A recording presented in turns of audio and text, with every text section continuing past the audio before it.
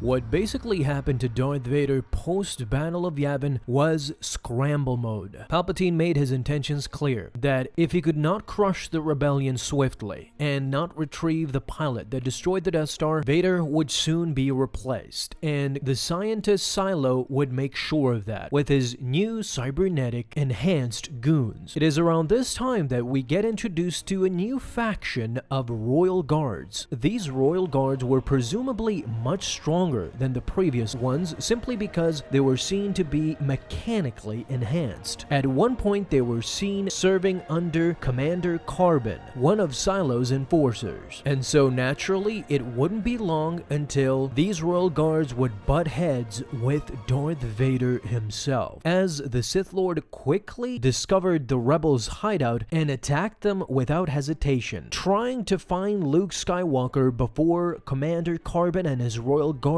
would, as he knew they would immediately take him to Emperor Palpatine. More so than the rebels, what he was mostly interested in was his son, Luke Skywalker. Inadvertently, however, he had brought with him Carbon, who was following Vader and had spied on the Sith Lord, learning that the rebels were hiding on Vroga's Voss. Carbon too, however, was ordered to capture the boy, as they referred to him, which was Luke, now famous for the pilot who destroyed the Death Star. Once Vader saw that Carbon was there to take his glory, the Sith Lord fought Carbon tooth and nail. However, the problem wasn't really Carbon. For Vader, the problem was that he was running out of time, since he had come here to capture Luke, and he was even more infuriated when Aphra told him that Luke was already captured by Carbon's forces and was being led into a Lambda-class shuttle. Now Vader had to move quickly if he was to save his son from certain death.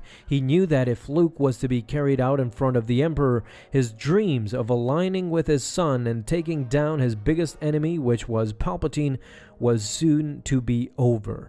Here's the thing, guys. What we must understand right now is Vader's motivation. We talked about it yesterday, just a bit of how Vader was done chasing glory through Palpatine. He finally understood that the only way of achieving the ultimate power he craved for was him dethroning Palpatine and sharing the throne with his newfound family, his son, Luke Skywalker. I think he truly wanted to begin to love again through Luke. He wanted his son to join him so that the Skywalker name could reign supreme again. Once upon a time, that name held great significance through him, Anakin Skywalker.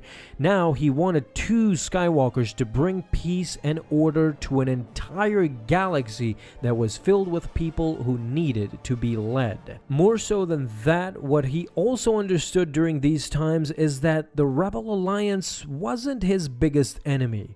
His biggest enemy would ultimately be the Emperor, his master, Darth Sidious. If he would ever hope to create this family empire, then first to go had to be Sidious. He still considered the rebels as a nuisance that he will get rid of eventually. But Sidious, well, that was a different story. He had oppressed Vader for far too long, 2 decades to be exact. That all changed when Vader learned he had a son. That opened a path in Vader's mind, a path that would lead him to victory. With that in mind, we go back to the comic. He, with the help of Aphra, quickly dispatches Carbon, who was holding him back. Once he got rid of Carbon, Vader climbed on a tall ledge as the shuttle was slowly leaving the planet. Vader was not about to let that happen. No. He gripped his hand and started using the Force to stop and bring down the vessel.